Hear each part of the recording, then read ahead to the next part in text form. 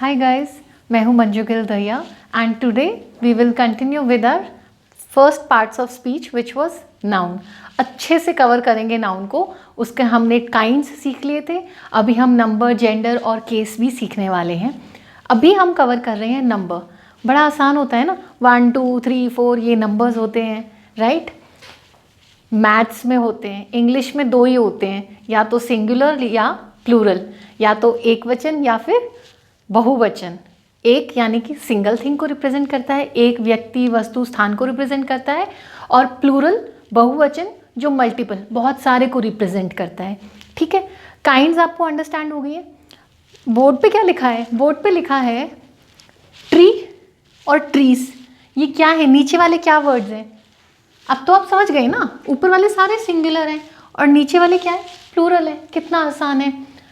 आसान नहीं है, क्योंकि बहुत सारे रूल्स होते हैं। मैंने 4 अलग अलग तरह के वर्ड्स आपके लिए लिखे हैं ताकि आप अंडरस्टैंड कर सकें कि हम आगे कौन से रूल्स के बारे में बात करेंगे। ऑक्स, अगर आप राइटिंग का कोई एग्ज़ाम दे रहे हैं और आपको इस तरह के कोई वर्ड का प्लूरल बनाना है और आपने लिख दिया ऑक्सेस, नंबर गए, क्योंकि आपने गलत प्लूरल बनाया है।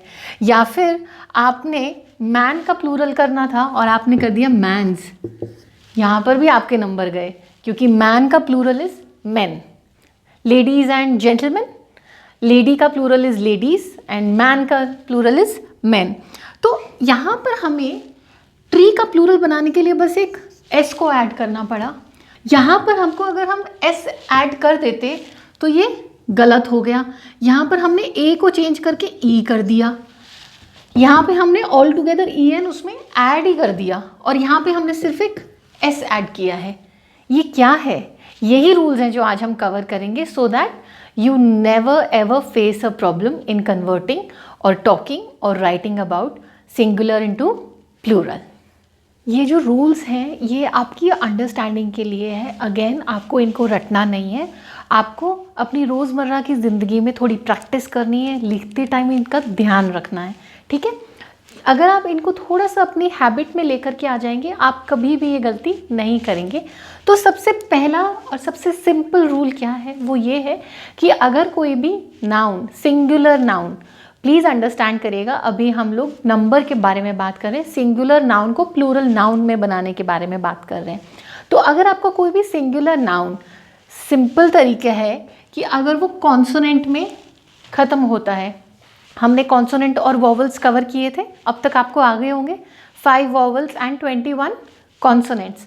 तो अगर कॉन्सोनेंट में एंड करता है तो आपको सिर्फ एक एस जो है वो ऐड करना होता है प्लूरल बनाने के लिए। कुछ एग्जाम्पल्स लिखे मैंने, जैसे आम, बैट, इंडियन।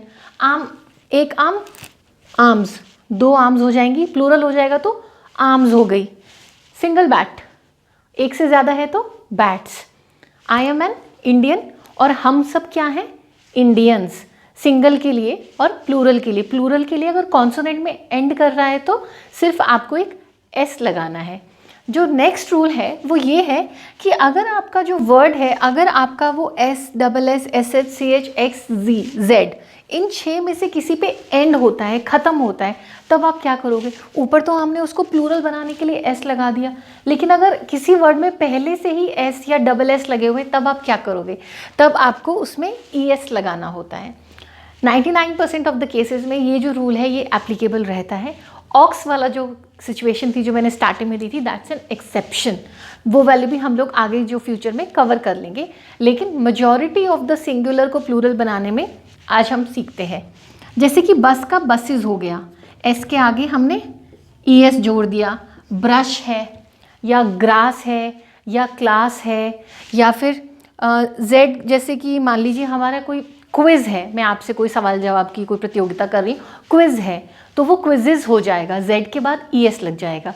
ठीक है, अब नेक्स्ट 2 रूल हैं, वो बड़े ही मज़ेदार हैं और बड़े ही सिंपल हैं, और आपके मेजॉरिटी ऑफ द वर्ड्स के प्लूरल बड़ी आराम से बन जाएंगे। पहला रूल क्या कह रहा है कि कोई भी सिंगुलर नाउन अगर वाई से ख़त्म होता है, ठीक है, यानी कि जो लास्ट अल्फ़ाबेट है, लास्ट लेटर है जो वर्ड का, वो वाई है, लेकिन जो सेकंड लास्ट है उससे पहला जो अल्फ़ाबेट है, वो लेटर है, वो आपका कॉन्सोनेंट है। समझ गए? 21 कॉन्सोनेंट्स होते हैं ना, राइट। तो अगर लास्ट वर्ड आपका वाई है लेकिन उससे पहला वर्ड इमीडिएट सेकंड लास्ट जो आपका अल्फ़ाबेट है अगर वो कॉन्सोनेंट है तो आपको क्या करना है, आपको वाई की जगह पे आई लगाना है और प्लस ES करना है। एग्जाम्पल से समझते हैं, बिल्कुल कंफ्यूज नहीं होना है। मैंने यहाँ पे एग्जाम्पल लिया है बेबी, ठीक है, छोटे बच्चे को बोला जाता है बेबी। गर्लफ्रेंड बॉयफ्रेंड एक दूसरे को प्यार से भी बोलते हैं बेबी। यहाँ पे ये आपका लास्ट जो लेटर है वो क्या है, वाई। यहाँ पे होगी हमारी कंडीशन। और इससे पहले यानी कि ये जो वर्ड है ये कॉन्सोनेंट होना है, तो यहाँ पे मेरा वाई की जगह पे आई आ जाएगा और आई के बाद मुझे ES लगना है, तो ये वाई हट गया। तो अब ये 3 मेरे वर्ड्स यहाँ पे आ जाएंगे, सॉरी ये 3 मेरे लेटर्स यहाँ पे आ जाएंगे। तो मैंने सिंगुलर का प्लूरल बना दिया, बेबी का प्लूरल बना दिया बेबीज़। यहाँ पे अगर मैं BABYS लिखूँगी तो ये गलत है, ठीक है। दूसरा एग्जाम्पल स्टोरी है। अब आप बताइए वाई की जगह क्या हो जाएगा, आई और आगे ES आ जाएगा और ये वाले जो लेटर्स हैं ये यू के यू लिखे जाएंगे, तो स्टोरी का प्लूरल हो गया स्टोरीज़। ये वाला रूल बिल्कुल इसी के बारे में है। यहाँ पर तो हमने बात करी कॉन्सोनेंट की, यानी कि वाई से पहले ये जो है ये हमारा कॉन्सोनेंट है।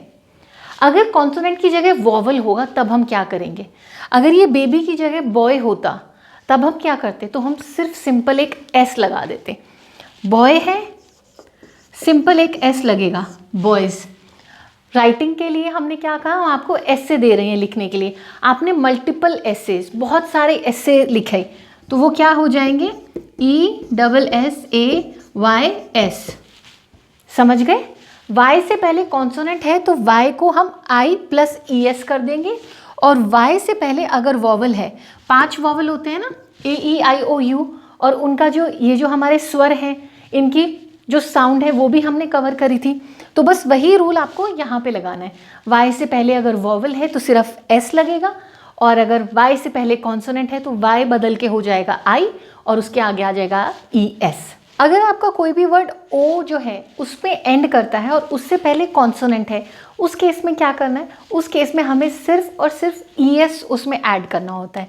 जैसे कि मैंने आपके लिए एग्जाम्पल लिखा है बफलो एंड मैंगो का। अब आप बताइए ये O में एंड कर रहा है जैसे मैंने यहाँ लिखा, लेकिन कॉन्सोनेंट होना चाहिए। O से पहले मेरा कॉन्सोनेंट क्या है, L। There are how many consonants, 21। Very good. अब मेरे को इसको अगर मुझे प्लूरल बनाना है कि फील्ड में देयर आर मैनी बफलोज बोलना है, या फिर जैसे गांव में होते हैं ना उसको हम पानी का पॉन्ड भी कह देते हैं या फिर हरियाणवी में जोड़ भी कह देते हैं, तो सारी भैंसें जोड़ में गई भैंस पानी में, या फिर हम बोले गई भैंसें पानी में, तो भैंसें करने के लिए हमें ES करना पड़ेगा, ठीक है। मैंगो सबको पसंद है, my favourite fruit is mango. मैं समर्स में बहुत सारे मैंगोज खाती हूँ, तो O से पहले कॉन्सोनेंट है तो मैंने कर दिया ES। इंग्लिश, जैसे वो हिंदी मूवी थी ना चुपके चुपके, उसमें बोलते हैं अमिताभ बच्चन या धर्मेंद्र जी बोलते हैं ना English is a very funny language, तो इसी तरह से इंग्लिश में कुछ एक्सेप्शंस भी होते हैं। जैसे O के केस में है, कुछ एक वर्ड्स हैं, कुछ एक नाउन्स हैं जिसमें आपको O से पहले कॉन्सोनेंट है लेकिन ES नहीं S लगाना होता है। जैसे कि फ़ोटो तो फोटोज़ हो जाएगा, या फिर कोई भी कंपनी का लोगो है तो वो लोगोज हो जाएगा। वो कुछ एक्सेप्शंस होते हैं, लेकिन S या ES ही लग रहा है इसलिए आपका काम आसान हो जाएगा, ठीक है। नेक्स्ट की बात करते हैं। नेक्स्ट की रूल जो है वो ये कहता है कि अगर आपका कोई वर्ड एंड में 2 वॉवल से ख़त्म हो रहा है, यानी कि अगर 5 उसमें लेटर है तो आपका लेटर नंबर 4 और 5 अगर वॉवल है तो उसमें आपको क्या करना है, तो उसमें आपको सिर्फ एक S को ऐड करना होता है। कैसे भला, जैसे कि मान लीजिए हमारे शहर में एक ज़ू है और आपके शहर में कई ज़ू है, तो आप बोलेंगे देयर आर मैनी ज़ूज़, यहाँ पे सिर्फ एक S लगा दोगे आप। B मधुमक्खी, और मधुमक्खियाँ करनी है तो हम बीज कर देंगे। या फिर बांस का पेड़ होता है ना, जैसे हम इंग्लिश में बैम्बू कहते हैं, जो पांडा का फेवरेट फूड होता है, कुंफू पांडा टाइप्स, यहाँ पे मुझे S लगाना है, right. I hope this is helping you out. Now जो भी आपके सिंगुलर नाउन है अगर वो F या FE में ख़त्म होता है, यानी कि F या FE, फे या फ की साउंड पे अगर ख़त्म होता है, तो उसमें हम उसको सिंगुलर से प्लूरल बनाने के लिए क्या करते हैं, हम F को हटाकर V प्लस ES कर देते हैं, ठीक है ना। हम F को हटाकर V प्लस ES करेंगे, 2 बार इसीलिए बोल रही हूँ ताकि आपके दिमाग में बैठ जाए। काफ, हरियाणा में जैसे कटड़ा काटड़ी, बाछड़ा बाछड़ी होता है, यूपी में पाड़ा पाड़ी होता है, जो गाय भैंस के छोटे बच्चे होते हैं उनको हम काफ कहते हैं। अब अगर मुझे इसका क्या बनाना है, प्लूरल, तो मैं F को हटा के VES कर दूंगी, यानी कि CALVES, ठीक है। अब अगर मुझे लाइफ का प्लूरल बनाना है, यानी कि जिंदगी, जिंदगियाँ, ठीक है। अगर मुझे इसका बनाना है तो मुझे क्या करना होगा, जैसे मैंने F की जगह पे V किया था, ऐसे ही मैं FE की जगह पे V कर दूंगी और प्लस कर दूंगी ES, यानी कि LIVES। इसी तरह से अगर वाइफ है, पत्नी है, और पता नहीं आज की डेट में कौन ऐसा होगा जिसकी पत्नियाँ होंगी, तो वाइफ भी क्या हो जाएगा, WIVES। थीफ, एक चोर, प्लूरल बनाना है तो F को हटाएंगे, V लगाएंगे और ES कर देंगे, ठीक है। नेक्स्ट रूल क्या कहता है, बहुत सारे ऐसे नाउन होते हैं जिसमें जो वॉवल साउंड होती है या जो वॉवल होता है वर्ड के बीच में, उसको चेंज कर दिया जाता है। जैसे कि मैन का मैन हो जाता है, MAN का A हटा के E लगा दिया तो मैन का मैन बन गया। जनरली लोग बहुत गलत इस्तेमाल कर लेते हैं और बोलते हैं कि मेरा टीथ टूट गया। टीथ जो है वो प्लूरल होता है, सिंगुलर क्या होता है, टूथ, TOOTH, और डबल ओ को डबल ई में चेंज कर दिया तो बन गया टीथ, ठीक है। अब इसी को लेते हुए जो नेक्स्ट रूल है वो ये कहता है, अगर मेरा कोई भी वर्ड मैन वर्ड पे ख़त्म हो रहा है और उसका प्लूरल बनाना है मुझे, तो मैं मैन का मैन कर दूंगी। जैसे कि बड़ा सिंपल सा एग्जाम्पल है, मैन का अपोजिट क्या होता है, वुमन, और अगर मुझे वुमेन का प्लूरल बनाना है तो मैं WOMEN कर दूंगी। ऐसे ही अगर फिशर मैन है तो फिशर मैन हो जाएगा, चेयर मैन है तो चेयर मैन हो जाएगा, ठीक है। कुछ और थोड़ी छोटी छोटी बातें जो आपकी बहुत हेल्प करेंगी, जैसे कि अगर हमें कभी लेटर्स या फिगर्स को प्लूरल में करना होता है तो हमें सिर्फ एक सिंपल S उसके आगे ऐड करना होता है। जैसे कि मान लीजिए मैनेजमेंट में हम पढ़ते हैं 4 P's ऑफ प्रोडक्शन, तो अगर आपको 4 P's लिखना है तो आप लिखेंगे 4 P's, ठीक है। और अगर आपको मान लीजिए कि आपने 4 को भी प्लूरल करना है, इस केस में नहीं, डिफरेंट केस में 5 को या 6 को प्लूरल करना है, तो आप ऐसे लिखेंगे, ठीक है। नेक्स्ट आता है कुछ एक, ये मैंने आपके लिए वर्ड्स जो मेरे ध्यान में थे लिखे हैं कि ये वो वर्ड्स हैं जिनका इस्तेमाल हमेशा या तो सिंगुलर फॉर्म में ही होता है या प्लूरल फॉर्म में ही होता है।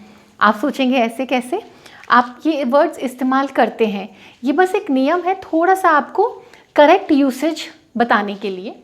जैसे कि सिंगुलर फॉर्म में फ्रूट, फर्नीचर और साथ में जैसे हेयर, अब मान लो मैंने आपसे पूछा how's my hair looking, right, मेरे बाल कैसे लग रहे हैं, मैं ये नहीं पूछूंगी हाउज माई हेयर्स लुकिंग, ठीक है।